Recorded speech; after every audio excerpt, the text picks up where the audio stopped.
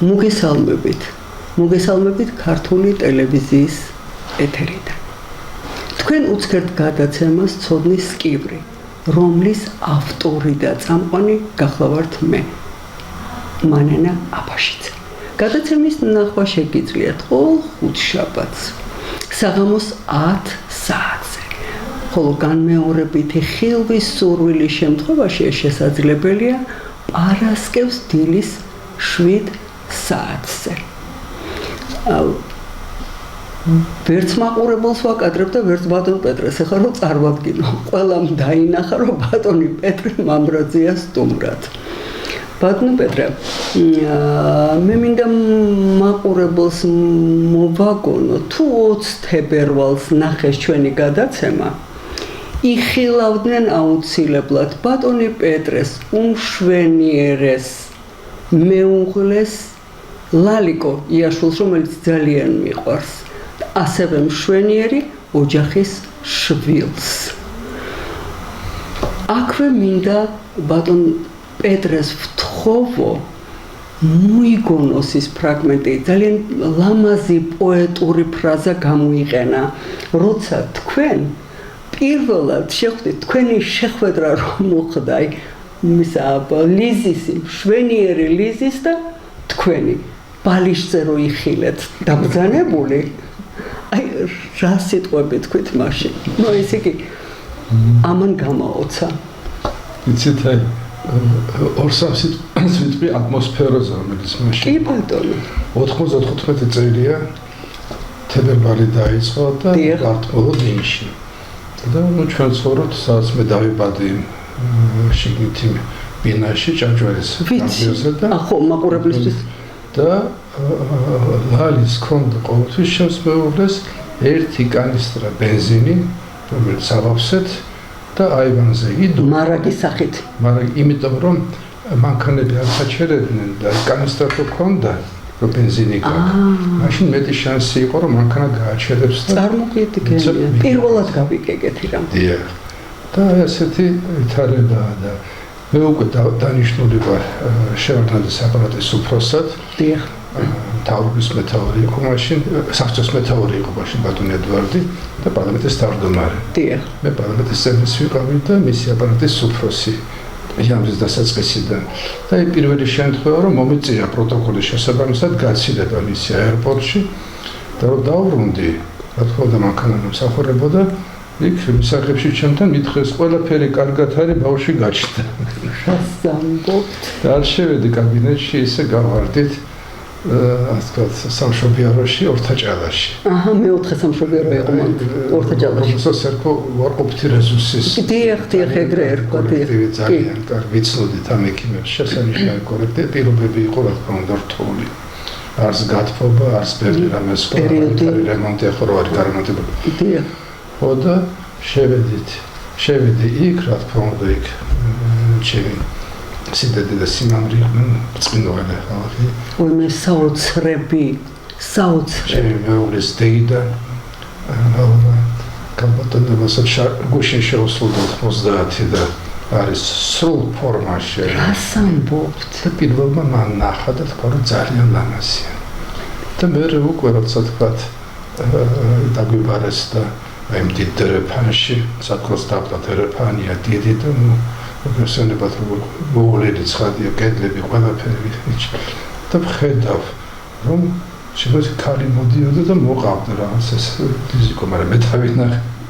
ეს ის არის ის შემთხვევა ბალიშით რომ მე დავინახე რომ აი თეთრი ღრუბელი მოცურავს ჩემს პოეტური შედარება. არის ინსტინქტი მშობლისა. მე არ ვარ რაღაც გამონაკლისი, მე ვიცი სხვა მამებაც როგორ ნახეს თავისი პირველი მithutes ქალიშვილი და რაც ულამაზესი პატარა გოგოცუნა და შეადარეთ ღრუბელს. აი თითქოს აი ღრუბელზე იწოდა მოცურავდა. ხო, და იცით ეს ჩამრჩა გონებაში. იყო ეს და ნამდვილი ისეთი ძლიერი შოკი. შეგრძნება და რასაც კედელს მიუყვება და უნდა ვემსახუროთ მომდი და ვემსახურეთ. ეს დიდი ქალბატონი 30 წლის და ემსახურეთ ბატონო პეტრე, მაგრამ მან ხომ თქვენი ყველა იზრუნვა და ის აგინაზღაურად იმ კარგი ადამიანობით, კარგი ქალობით. სხვაგვარად ეხლა ვერ წარმომიდგენია იმ ოჯახში გაზრდილიყო ლიზი სხვაგვარი, როგორიც დაუშვათ დამთეთნება პორფილეზე გავამახვილო ყურადღება პორფილე იაშვილის ოჯახში. მოდით, ეს კი თქვენი ის იყო, რასაკვირველია, მაგრამ აი რახან მე მას ვიცნობდი და იცით რა მხრიდან ვიცნობდი, როგორი იმიდან უახლოესი მეგობარი ბატონი რამაზ პატარიძისა, რომელიც გამუდმებით მას ელაპარაკობდა იმ ოჯახში ბატონო პეტრე, რას ელოდებოდით ახლა? ლიზი იყო გადასარევი ვინმე გაიზრდებოდა და მოხდა ესე. თანაც რო ახლოვდებოდა ესე იგი ლიზიკოს გაჩენის დრო, უცებ დავინახეთ რომ ჩვენი ბაბუკა ქრება სადღაც მიდის. სადღაც მიდის, მერე მოდის, არ მეუბნებოდა სად. ეს თურმე სწავლობდა სიმღერებს ბავშვისთვის. ამითხარით. რამოდენას ის არის თქვენ ხვდებით? მაქონდა შესანიშნავი, მაგრამ ვერ ღეროდა და იარა რომ ესე იგი ლიზისთან გამოიყენებია. იყენებდა მართლა ძალიან კარგი.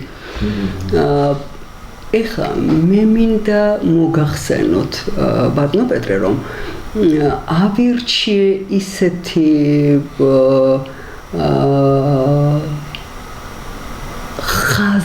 არ ვიცი როგორ დავარქვა ავირჩიე ისეთი მიმართულება რომელიც აი ხალხისთვის საყვარელ ადამიანებს ცნობილებს რომლებიც მართლა უყვარს ხალხს დავანახო კაბინეტს მიღმა. ამიტომ ეხლა უკვე რახან ეს შესავალი გავაკეთეთ, მე მინდა გკითხოთ, როგორი ბავშვი იყო პეტრე მამრაძე და რაზე ოცნებობდა? ნუ მაგალითად ვიცი მშობლებისაგან რომ ცალკე ბავშვი არ ყოფილა და ესეთი დამჭერი რასაც მეტყოდნენ აი მას ვასრულებდი 7 ბავშვი ვიყავი ერთი რამე მჭირდა უჭმელი ბავშვი ვიყავი ეს იყო პრობლემა ოჯახში ხო ძალიან არ მქონდა ეს მაგრამ სადღაც 12 წლამდე დაახლოებით მე როგორ 30 და რაღაცა და ვარჯიში დავიწყე ფიზიკური ეს ყველაფერი გაქრა ცხადია უჭმელობა მაგრამ მანამდე ეს იყო და ეს ერთგვარი პრობლემა ეს პრობლემა იყო ოჯახში ძალიან იყო კითხვა სამნახევარი წლისამ დავიწყე კითხვა. რას ამბობთ ბატონო? თან პირდაპირ ეს იყო უგარი ასე ვთქვათ შეფერხების გარეშე ბავშვებმა რო ეციან დამარცხდა და სხვა. ეხლა უყურეთ ბატონო პეტრე მაპატიეთ რომ გაგაჩერეთ. ეს უნდა აღნიშნო აუცილებლად. იცით რა, თქვენ რომ ქუჩაში გხედავთ ხალხი. თქვენ რომ სამუშაო პირობებში ტელევიზიით გხედავთ ხალხი. მათ იციან, ეგა რაც ახლა თქვენ თქვით, რომ აი 3 წლინახევრისამ დაიწყეთ კითხვა. არ არის თქვენი აზრით ეს საინტერესო ხალხი? საერთოდ ცოცხალი ცოტა ადამიანი, ვისაც ვახსოვებ 3 წლინახევრის. ხო, მაგრამ თქვენ ხო, მე თვითონ ხდები 73-ის რას ამბობთ, არანაირად. მაგრამ ეს საინტერესოა დღევანდელი თაობისთვის, ყველასთვის დაგინახეს, უცბად მოაგონდებათ ის, რაც ეხლა თქვენ ბრძანეთ, გისმენთ ყურადღებით. ეს მართლაც ასე იყო. ბებია მაშინ ამოტყופდა, მე კიდითხან სიცოცხლე და ჩემ დასასწავლით. კითხვას, ჩემი და წინახეთ უფროსი იყო ჩემზე და მე გვერდით ვიდექი ხოლმე, კი აბიჯექი ვიდექი. და მე მავსოს რაღაცა უკვე ჩაიერეს ეს ყველაფერი და ბებიამ თქვა რომ აი ახლა სულ მალე თქვა გაისად პეტრესაც ვასწავლი. მე ვთქარი მე უკვე ვიცი. ამათ არ იცოდნენ? მე ვიცი მე, აბა წავიკითხე. მათყობაზე პირად დაიმახსოვრა და მომწეს სხვა ტექსტი და ისიც რო წავიკითხე, მაშინ იყო მცირე შენს გამოცდა ჩაბარდა. ნუ კარგი ძალიან კარგი. იმის შემდეგ დღესაც ვკითხულობდი დიდიდან რაღაცებს და სულ ვკითხულობდი. გახსოვთ პირველი წიგნი? ან გადმოცემით თუ იცით? პატარა მოთხრობები მახსოვს და აი მაგალითად მახსოვს ეს საბჭოთა კავშირის დროა. კი ბატონო 55-ში ვარდაბადებული და ეს არის 55-16 წელი. დიახ.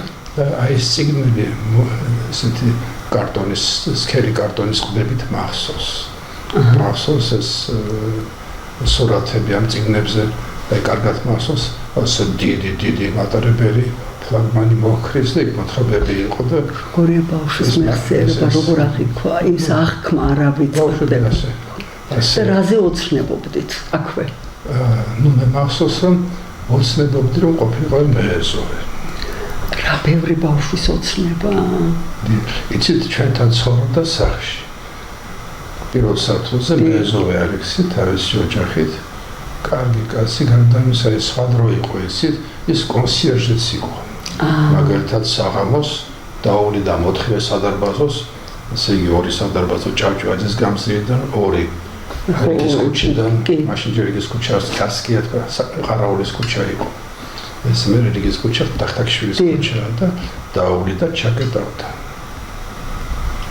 ამას უკვე გვიან საღამოს და ესე და აი უნდა ხედავდი ხოლმე ჩვენ მეორე სართულზე ხომ ცხოვრობთ აი უნდა ხედავდი თქვა როგორ გვიდა ფოთლები რაღაცეები ჯერ ასე შეაგროვებდა ცალკე ამ რაღაცა ხროვებს და მე ამათ აქამდაზე და ასე და ძალიან მომწონდა მე გავაცნობიერე უკვე მომწონდა რომ რაღაცა ქაოსისაგან წესრიგი მყარდებოდა ხედავთ როგორ თქვენ საკმაოდ პოეტურად აღიქვავთ ვერა მე აღმოვაჩინე ეს რომ თქვენ პოეტური ხედვა გაქვთ პოეტური ხედვა დამთავრდა რომ ლიზიკოსი დავინახე მაშინ და პოეზია ძალიან იყოს ხო აი ხო ხედავთ არა ხო ხედავთ ეს არც ერთი შეკონია დამწერი არც ერთი შემცხოვრებაში შემიხერეთ არასოდეს მაგრამ კითხვა მიყვარს და ბევრი ვიცი ზებირად აი ესეთი ოცნება იყო მაგალითად ისიც მახსოვს რომ საერთო სიცილი რომ ესე იგი აი რომ გაიზრდებიო და ხომ მეთქი მე მიდერთი 12 ვაჟიშვილი მყავდესო ოცოლი ამინდა ეს ცოლის გარეშე გინდოდათ რომ ხოლოდათ ამდენი ცოლის გარეშე და რატო ციცინობდნენ მოდეთ და ნუ გაიცინებთ ხა პეტრე მამრაძე ოთახში 12 ბავშვთან ერთად როგორია ხო ეხლა მინდა გკითხოთ ლიზის მიერ ბავშვობაში დასმული კითხვა რომელმაც გაგაოცათ გაგონდებათ ესეთი აი კითხვა უცებ არა აი მაგალითად აი უკითხავს მაგალითად რომ იმას აწევ ამას აწევ მე ხო გირები მაგ და შტანგა და ავწევ და მე მეკითხა და აი ამ ხეს აწევ რომელიც დიდი ჭადარი ხოდა მე უკვე გაფრთხილებული ყავდი გამოსცილ ადამიანებს უნდაობას ხო რაწევ კი მეთქი შვილი და რა საინტერესო ის არის რომ არასოდეს არ გეტყვის ბავშვი აბა აწია ხო არა გამოცდას არ ატარებს ბავშვი არა ამწევმეთქი ის გენდობა ხო და ეს დიდი ნდობა აი ეს მახსოვს და ეიმედებით ამ დროს ხო მე მახსოვს ეს წიმა მოდის წიმა და ის უკვე ლაპარაკობს სიტყვებს პატარა დადის და ესე იგი გაიხედა ფანჯარაში წვიმს თქვა მე წავიდა მეორე ოთახში იქიდან გაიხედა ის იქაც წვიმს აქაც წვიმს თქვა მე კიდე წავიდა სამსაუბრში იქიდან გაიხედა წვიმს დაბრუნდა თქვა ყველგან წვიმს ლოგიკური დასკვნა აი ამ შემდგენ რომ ესე იგი დაასკვნა რომ ყველგან წვიმს ეხლა კორნიე ჩუკოვსკის ვკითხულობდი ბატონო პეტრე ძალიან გვიანამდე და რატომ ესე იგი ბავშვების ფსიქოლოგია აქვს ისე აღწერილი და ბავშვებზე 3-დან 5 წლამდე დიახ ნუ აი ხო ვერ წარმოიდგენთ ეხლა ლოგიკას უყურეთ მაპატიოს მაყურებელმა რომ უნდა რუსულად თქვა ნუ გადავთარგმნი მამაშვილი გავიდა გარეთ და მამა ეუბნება რომ უყურეო вот полицейский. ხო და შეხედა ბავშვმა იმას, შეხედა მე მამას სახეს, это не полицейский. აბა როგორ არაო? პოლიციელია ეს ალბათ ყველამ გაიგო და нет, он говорит, улицейский. სულ ქუჩაში ხედავს. ხუდებით თქვენ რაღაც საოცარი მიგნებები აქვთ. გნებავთ ის აღარ მინდა ხა ამდენი მოგონება პუშკინის მებადურის შესახებ ბავშვი რო აღშფოთდება რომ ზუსტად ესე წერია რა გააჭირეთ საქმეო ბატონო პირდაპირ იმ კაცს ეთხოვა ცოლი გამოეცვალა. ნუ გაოგნებული დავრჩიეს რომ წავიკითხე გესმით?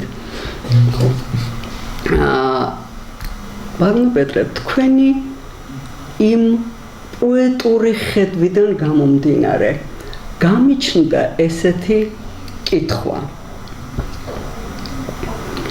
რომ ეს არის ერთ-ერთი მწერლის რომელსაც ვეღარ ვიგონები დიაგნოზი დასმულია ასე ამბობს განაცხადა ესე დიაგნოზი დასმულია სიყვარული მჭირს როდის იგრძნოს ბატონო პეტრე მამრაძემ რომ ეს დიაგნოზი უკვე დასმულია სხვათაშორის აი იმ ასაკში როცა იციანულსებს შეყვარება და გაგიჟებამდე რაღაცა მე მყავდნენ მეგობრები და ზოგი ცოცხალი ბევრი სამწუხაროდ აღარ არის ცოცხალი და აი ეს პერიოდები რომ აი გაგიჟებით და ყოველდღე თუ არ ნახავს და ეს უკვე პრობლემა თავის შეყვარებულს მაშინ შეყვარებული ვთქვათ იყო რომ აი შეყვარდნენ და ფიზიკური ურთიერთობა არ არის მაშინ თბილისში ასე იყო ეს მაგრამ შეყვარებული მე ეს არ მქონია მე ასე რაღაცა უგონოდ და ესე კი მომწონდნენ რა თქმა უნდა გოგონები ჩემი ხისანი უფროსი ასაკის ქალებიც კი მაგრამ მე აი ყველასეს მეუღლე ჩემი ლალияშვილი მე საოცარი ვინმე ყავთ აი მართლა საოცარი მე რომ ენატრება ხოლმე და წარმოდგენილი მაქვს ახლა თქვენ აი რა თქმა უნდა ხალხურიც არის ლაპარაკი საშოშოთანიშნდეს აქვს ერთ ლექსში გამახსოვრებად ძლივს შემეჩვიე და მტუქსავ თითით არ შეიძლება გზალულია თურმე შეჩვევა ყველაზე დიდი ყველაზე სანდო სიყვარულია და არც თუ ისე დიდი ხნის წინ მე ვკითხულობდი გამოჩენილი სოციოფსიქოლოგის წიგნს ჯონატან ჰაიდის წიგნს ეს ერთ-ერთი წამყვანია დღეს მსოფლიოში ამერიკელი სოციოფსიქოლოგი და კლასიკური წიგნების ავტორია და იქ ეწერა ძალიან საინტერესო სტატისტიკა. აი, როდესაც თუნდაც ორი მხრიდან ახალგაზრდა კაცი და ახალგაზრდა მამაკაცი ან სულეთი რომ ასაკში ესე ძალიან ძაფრად შეუყვარდებათ ერთმანეთი. აი, სიგიჟემდე თავდავიწყებამდე და სხვა მე თქვა ოჯახი შეიქმნა და სტატისტიკა ამბობს საინტერესო რამეს. რომ საკმაოდ სწრაფად და ეს დღეს ახსნილია ტვინში მიმდინარე ბიოქიმიური პროცესები წამოშლიან 4 მთავარი ჰორმონის გამოყოფა ენდორფინი, ოქსიტოცინის, სეროტონინი და ფონდერ. საკმაოდ ხშირად ეს მერე მცირდება და არც თუ ისე იშვიათია სულ გაცემამდე თუ კიდევაც დაშორებამდე. ხოლო ეს მეორე რასაც წერს შენი დიდი პოეტი რასაც წერდა ეს არის უკვე ფუნდამენტი მყარი და ასე იქნება როგორც ესეა და აი ეს ჩვენ დიქორწინეთ 92 წელს ივნისში იმ ძალიან რთულ დროში მე მუშაობდი ბატონ სანდრო კავსაძესთან კომიტეტში მისი თანაშემწე გახდით ბატონი სანდრო იყო ვიცე-პრემიერი მაშინ ადამიანების დაცვის და წარმოიდგინეთ თქვათ 20-ში ვიქორწინეთ 24-ში მე უკვე ვარ სოჩში შეხვედრაზე და დილით კიდე სროლა ყველგან გვიწევდა ყოფნა სროლა ტელევიზიასთან ეს ყოველდღიური რაღაცები ხდებოდა მე როგორ ბატონ სანდროს იტაცებენ 40 დღე ტყვეობაში ყოფება მე იწვება აფხაზეთის ზომი და მე ამდენი კავკასიაში მიწევდა დღე გამოშვებით სიარული ან ცუნარის რეგიონში ან აფხაზეთზე შემდეგ აი ეს დროს ვიქორწინეთ ხო წარმოგიდგენია ხო წარმოგიდგენია გავაცდო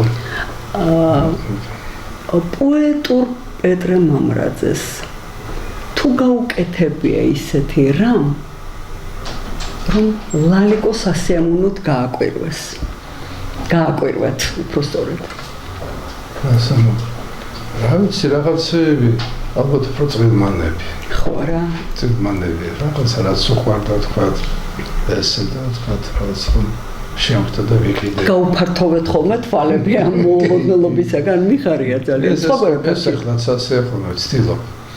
ხან დამიწონა ხოლმე. ლალიკო. რაღაცა რომ მეგონა რომ ძალიან მოეწონებოდა, მე ძალიან მიყვარს. ასე რომ გაუცებული მე დავჭით. თქვენ დარჩით. ხო ხო წარმოგიდგენიათ, ორი ადამიანი და ერთ-ერთი მაინც გავაცდით.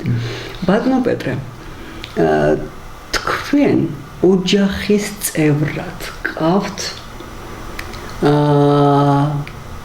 ყველასათვის სამაგალითო კაცი ცოტნე. დიახ. ამ მოჭარბებული მუსიკის ფონზე ცოტნესგან თუ ისედაც ხარ შეგიძლიათ პეტრე მამრაძის მუსიკალური სურათი?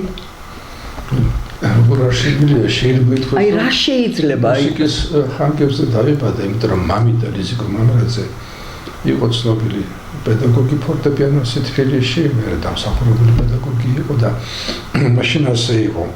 მამიდა თქვა, მე რომ მუსიკალურ შეასწავლიდა ტექნიკუმში კიდე და ვინაიდან მქონდა ჩვენ კარგი ინსტრუმენტი, შინ მოდიოდნენ. ეს იყო ოფიციალურად დაშვებული რამ, რომ პირველად გაკვეთილები ხდებოდა ოფიციალურად გაკვეთილები არის დანიშნული დროით.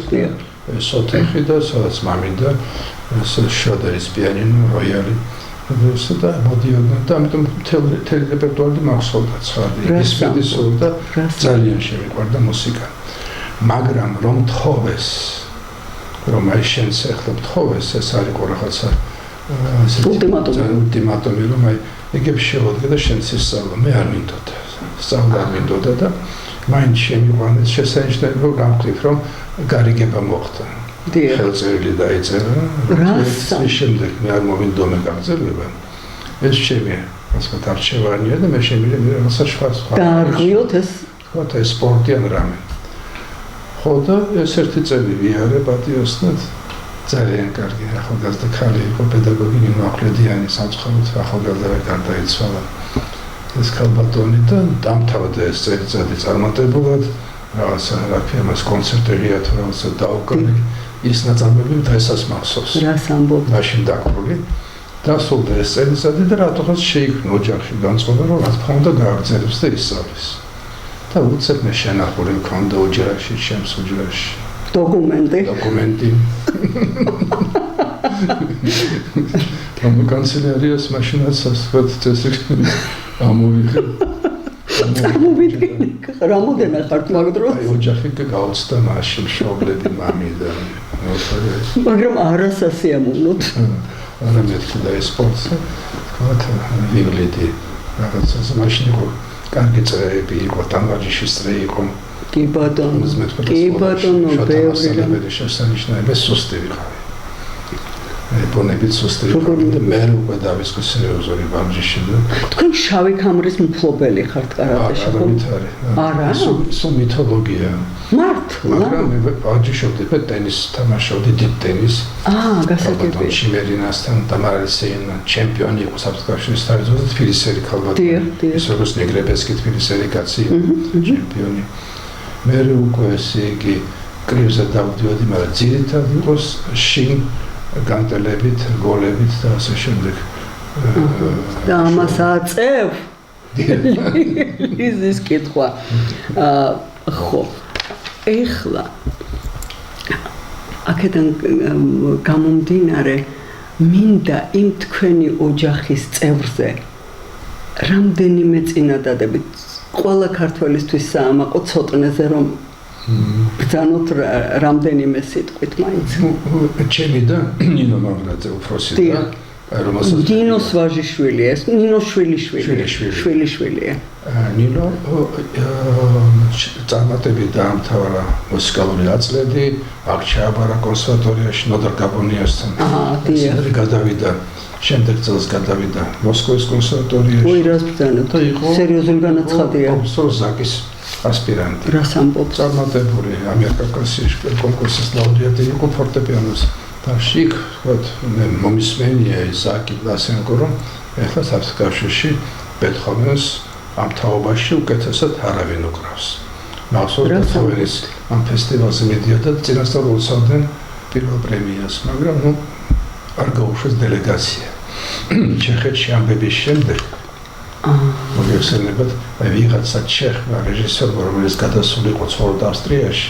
დიახ. მან დადგა ანტისაბჭოური გასაგებია თუ იწვევდნენ და ეს სპექტაკლი და ამის გამო საბჭოთა დელეგაციამ განაცხადა სრული უარი მონაწილეობაზე, მაგრამ ეს საფუძველი ძალიან სერიოზული და ძლიერი საფუძველი ჰქონდა.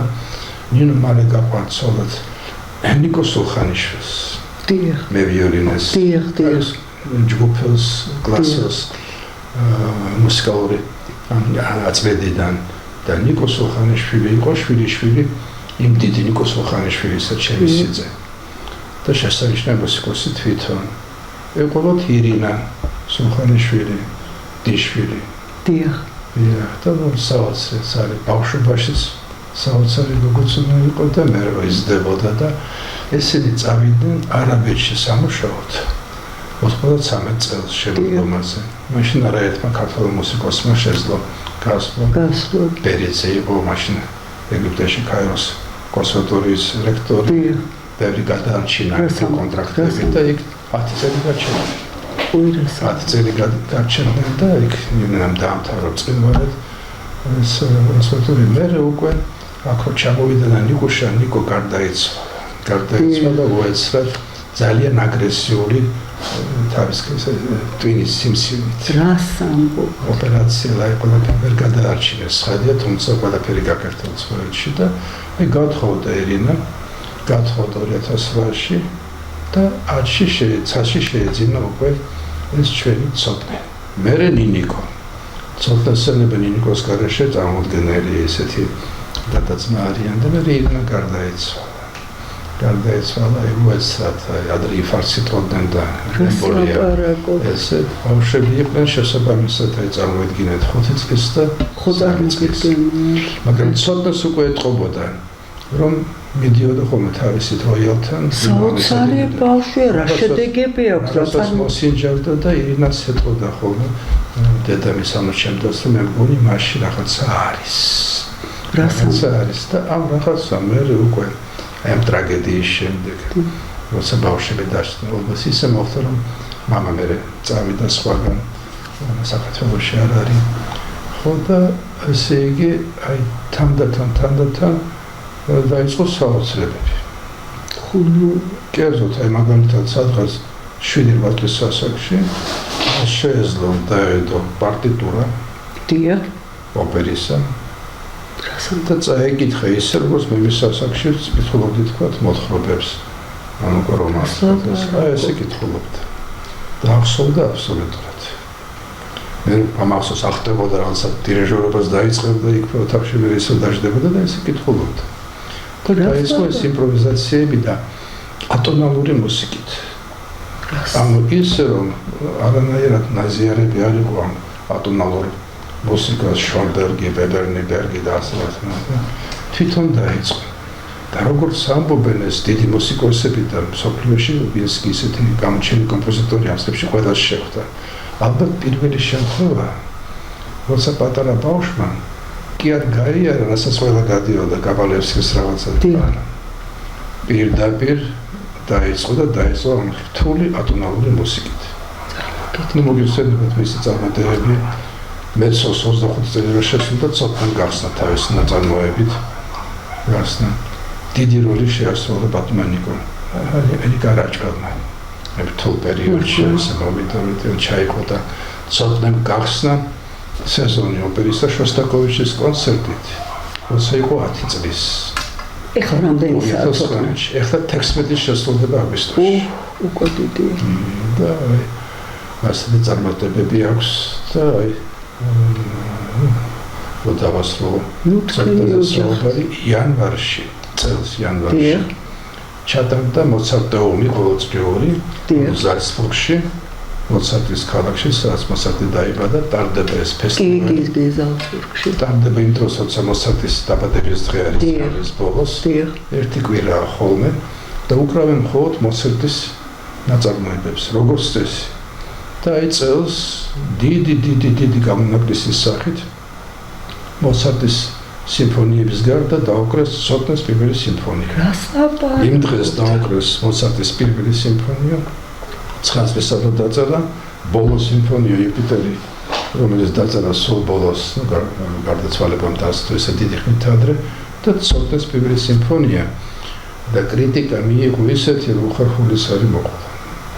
იცით, აი მაგალითად ცნობილი მუსიკაცოდანი წერდა, რომ წერდა ეს მუსიკები, რაც მაქვს გერმანულად ნახე, რომ ესე იგი, აი, ახალი მოცარტი. რას? ანუ განმეორდა ის, რაც ბარენბოიმმა დაიბარა ცოტნე.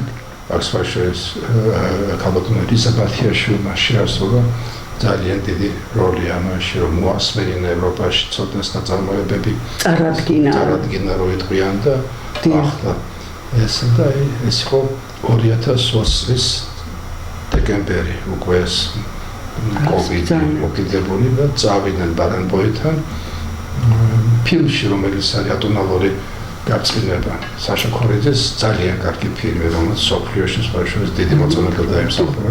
იაპონიაში მაგალითად ერთ-ერთი პოპულარული ფილმი იქცა დოკუმენტური ფილმი. ხოდა აი ბარენბოიმი როცა მოისმინა დარბაზში ეს ყველაფერი, მე მიმართა დარბაზი იყო დასწრება იყო მხოლოდ სპეციალისტების ცნობილი ეს კოვიდის პერიოდია კონცერტები ხო. ესენი ისხდნენ და მათ უთხრა რომ მოისმინეთ და მინდა თქვა რომ დაბრუნდა ევროპაში მოცარტი და ამჟამად ეს მოხდა საქართველოდან და მე თქვა საინტერესო რამ და ალბათ ყველას გვესმის ვინც აქავართ რომ ამ კვაწვილს ჩვენ ვერცერთი ვერაფერს ვერ ვასწავლით ცოტა ყოთელი წრის მე ურჩია რომ ეხლა შენ დაწერე ორკესტრისთვის დაწერე სონატა თქვა ვიოლინოსთვის დაწერე და ელიზაბათიაშვილ თეატრში ასრულეს ცოტა და ჩემ ადამიანს უთხრა იცით ბარენბოიმს უთხრა მე ჯერ მასთან ჰარმონია არც დამიწყია და თქვა ბარენბოიმმა არც დაიწყოთ მასთან არ დაიწყოთ იმიტომ რომ რაც თავში თვითნაბადია მისი საკუთარი ჰარმონია ეს ჯობია განვითარდეს ეს გაიმეორა პრაქტიკულად ყველა ვისაც მე შეხვდნენ ლონდონში ბრენდელს შეხვდნენ მაგალითად და იქ ნუ რა განაცხადია ხო წარმოიდგინე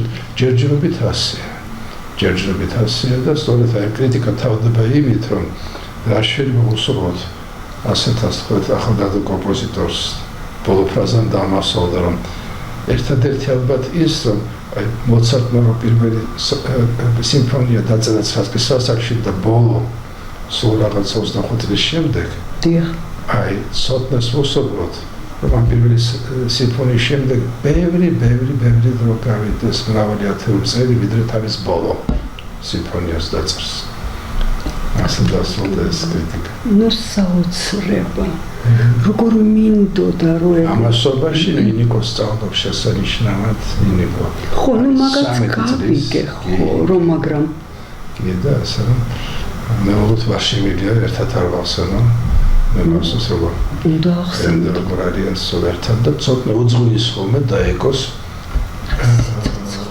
ნაწარმოებებს რას ამბობ გერმანიაში მაგალითად გამოვიდა და მეორე დაემთხვა რომ ნინიკოს დაბადების დღეზე უკრავს სადღაც და მაშინ ყველაფერს ცოცხლის ნინიკოს რას ამბობთ რა სიცოცხლეები არიან ბებიამისის სახელი ქვია საინტერესო ვაგნერი შეუყვარდა დაწერა თვითონ ესეთი რა უწოდებია ვაგნერი საკმაოდ წერი ნაწარმოები სადაც გამოიყენა ვაგნერის ძირითადი მელოდიები და ესეც ევროპაში სენსაცია გახდა აი ამ შლოსელმაუს პრობლემა მაგანაც ახმაურა მუსიკალური საზოგადოება ხო დაუკრა გერმანიაში და ესე იგი ვინც პირველი პირი ეკითხა რომ მე მაგალითად ცოტნეს ვაგნერის შენია რას ამბობთ რა შეფასებაა დიდნიკოს უხანიშვილს წერდნენ რომ აი ქართველი ვაგნერი გამოჩნდა და მე ეს არის ცოტნე მე ვთხარი მე ყოველთვის პაპის პაპა ამისთვის კი ეგრე გამოდის უხანიშვილი რომელსაც აი მე მახსოვს კარგად უფროსი თაობა ტაკტაკიშვილი კი ბატონო კომპოზიტორი ჩვენო თავასილიჩის რომ აი ყველაზე დიდი უდავოდ იყო ცოტა დარჩა ძალიან მაგრამ მე მასოს ტაკტაკიშვილის სიტყვები ხოლმე დაეგვიანეს რომ დარჩენილი იყო მელოდია მაშინაც უნდა გვეთქვა კომპოზიტორებს რომ ეს ხო ყველაზე დიდი და საერთოდ ეს საოცრება რომ საუკუნის დასაწყისში ვაჟა-ფშაველა და ფიროსმანი და ნიკო სოლხანიშვილი. ცირელის ხვალში. კი ბატონო. სამი მსოფლიო მნიშვნელობის გიგანტი მოღვაწეობდა. ხო წარმოგიდგენიათ. ეხლა ბატონო პეტრე, ხომ მე თანხმებით იმაში, რომ მაყურებლისთვის ეს ძალიან საინტერესო რამ იქნება. აი ეს ისე უნდა რუსულად თქვა ზაკულისნია დიდი ადამიანების ეს რა ვთქვა, როგორ ვთქვა, ქართულად როგორ ვთქვა ხეს, კულისებს მიღმა. აი ისინი ძალიან საინტერესოები არიან. ეს იგი აი არანაკლები საინტერესოები. ბატონო პეტრე, მაინც მინდა იმას ავქნათ, დავუბრუნდე იმ კითხვას. თქვენი მუსიკალური პორტრეტი რომელ ნაწარმოებს შეუძლია შექმნას, აი რომელია თქვენი? ამაზე სადმე და სადეს დიდი კომპოზიტორები და დიდი ნაწარმოები, რომელიც ძალიან მიყვარს. ყველა გმაგაა ამ ხედველობაში. ორიგინალური ნამდვილად არა. ძალიან მიყვარს ბახი. ხო, ბავშვობაში მოსმენდი. მაშინ მქონდა ფირსაკრავის ესეთი პატარა ტყავის შემოდანში ჩამჯდარი. და მქონდა სპეციალურს ოსმენები მაშინაც იყო რაღაცა და მოსმენდი ბრანდენბურგის კონცერტებს ოსმენდი ქონდა ჩვენ კარგი ფირების სპეციალურს ეხლა ფასობს კი არის ყველაფერი ციფრული. მაგრამ ეხლა მაინც ეს ძველი ფირები ფასობს, იმიტომ რომ უფრო მდიდარია გერის ხრივ. ციფრული მაინც რასაკვირველია. იქ არის უწყვეტი გადასვლა სიხშირეებისა და ეს ფასო ამას ვისმენდი. ძალიან მიყვარდა ჩაიკოვსკის პირველი კონცერტი. ბავშვობიდან ეს შუბერტი. ღამის სერენადა. მოцарცავს ასაკეთებს. ბახთან დაკავშირებით ეხლა ზუსტად რომ მასაკენით ახსენეთ თქვენ და გამახსენდა რა. სპივაკოვმა მიიწვია აი დღევანდელ დღეს რუსეთის უჭკვიანეს ქალბატონად წოდებული ტატიანა ჩერნიგოვსკაია. კი, ტატიანა. ხო. აი ეს მიიწვია სპივაკოვმა ლინგვისტი. ქალბატონი. ეს იგი ბიოლოგიურ მეცნიერებათა დოქტორი, ფილოლოგიურ მეცნიერებათა დოქტორი და ამ დროს იმის საქმეების გამგრძელება თვლი მაინც მე ისა ბეხტერევას. იმიტომ რომ ტვინზე ის მუშაობდა და ამანაც ისეთი განაცხადები გააკეთა, რომ და კონცერტზე მიიწვია ეს ტატიანა ჩერნიგოვსკაია და კონცერტს ეწოდებოდა აი ესე ბახის საათი. და იცით რა, ეს ჩერნიგოვსკაია წერს ამას. ძალიან მიყვარს მაგათი კითხვა იმის ჩერნიგოვსკაიასის და იმისიც ბეხტერევასიც. და ამბობს რას, ესე იგი მთელი დარბაზი გაიჟღინთა ბახის მუსიკალური სურნელით. გესმით თქვენ? და მაშინო ითქვა ესეთი რამ. ნუ ხო წარმოგიდგენთ ახლა რა ხალხი დაესწრებოდა ეგ და რა საინტერესო ის იქნებოდა. ცალკე იმის მოსმენა და ცალკე რომ როცა ღმერთი ადამიანს ქმნიდა ბახი უკრავდაო. ეხლა მინდა აქედან გამომდინარე გკითხოთ თქვენ დაეთანხმებით ამ აზრს თუ სხვა ავტორსაც შესთავაზებდით? სხვა ავტორს არ შევთავაზებდი, მაგრამ ნუ მე სხვანაირი ხედვა მაქვს. ერთი რამე ვიცი. აი ბახის ეს ციკლი, ნებები. კი ბატონო. მათ ეს მიერ დაწესენ. ამას მუსიკალურ სამყაროში განსხვავების ნებების ციკლს უწოდებენ მეხუთე საქმიან ევანგელიის. აი ხო არის თქვა ლუკა, მათეი, იოანე. კი ბატონო. მეხუთე სახარებას. ბახის ამ ციკლს ბევრი მიიჩნევს, რომ ეს არის თქვა ბგერად ქცეული სახარება. ხო და ეხლა ჩვენ ვერაფრით ვერ ვაკადრებთ, რომ ბახის გარდა სხვა შევთავაზოთ ვინმე, ხო? საინტერესო ამბები ხდება. ბახის ეს ფუგის ხელოვნება ხო ვერ დაასრულა. კი ბატონო. და გლენ გულდის ბატონო პეტრე, ნუ დავთქვა რა ეს ერთი შეგაჩერებთ უნდა მაპატიოთ, მაგრამ რას ვაკეთებ იცით? ძალიან ხშირად ხო მის შესრულებას, ნუ ეს ვირტუოზია. მაგრამ იცით რა დავიჭირე, რამ უკვე კარგა ხანია, რომ იცით რა, მუსიკასაც რო არ უსმენ, ის გაიძულებს მის სამყაროში იყო. ისეთი გამომეტყველება აქვს სახისა და ისე უკრავს, მიგიქცევიათ ამისთვის ყოველდღე. ნუ რაღაც ფილმი მასზე დოკუმენტური ალქიმიკოსი, ცნობილი ფილმი იქ. გლენ გულძეა? აი იმ ფილმში, აი ბოლო ნაწარმოებს ფუგის ხელოვნებაში. ფუგები ხო უკრავს და ეს წევს ხელებს და მეტი დაწერილი არ არის. და ეს იყო ამთავრდება და ეს რო ეპარქი ამ დროს გარდაიცვალა. სიამბიოში არ. ბახმა მე კარგა ხანს იცოცხლა. დიახ. უკვე თითქმის ბრმა ცოცხლობდა, მაგრამ აღარ დაუბრუნდა. და აი წლების წინათ მოხდა ძალიან საინტერესო რამ. ჯერ ეს ხელოვნური ინტელექტი არც იყო, ძლიერი პროგრამირება არსებობდა. დიახ. ცალკე შეერთებულ შტატებში, ცალკე ევროპაში მეგონი უნგრელები ძალიან ძლიერი სკოლა. მათ შეიყვანეს ეს ბახის ფუგის ხელოვნები. ის დაუსრულებელი ისიც. დაუსრულებელიც შეიყვანეს. და მანქანას პროგრამას მიმართეს. აი როგორ უნდა დამთავრებულიყო ეს. და პროგრამა დაამთავრა. მაგრამ საოცარი არის ის, რომ ორივე პროგრამა აბსოლუტურად ერთმანეთისგან დამოუკიდებლად შექმნილია. არავითარი კონტაქტი მათ შორის არ იყო.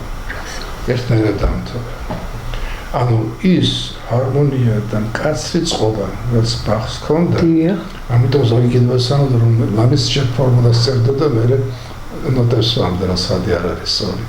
აი ესეთი საოცარი რამ დაფიქსირდა. მე ეს შევეთვალეთ მარცაკითხული საკმაოდ სოლიდური გამოცემებში.